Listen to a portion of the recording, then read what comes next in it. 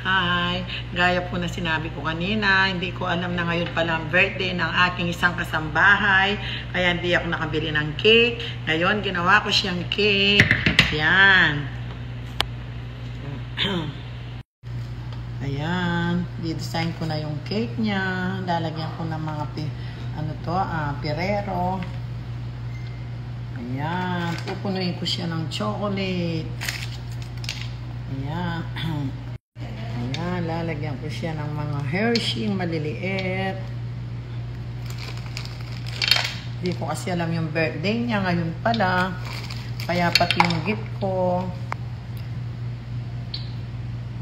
Nag-isip na lang ako na may bibigay kay Marian. Ang aming isang kasambahay ng babait.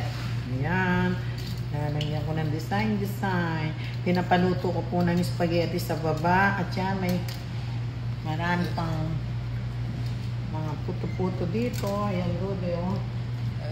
Mamaya, papaakyatin mo yung mga kasama nyo, no? Yung mga friends niya. Ayan, lalagyan ko pa ng mga flower. Ayan. Ayan, tapos na ang cake ni Marian. Kakantahin namin. Wala pa yung spaghetti. Ayan, tapos na po yung cake ko. Kakantahin na namin si Marian at kasama yung apo ko.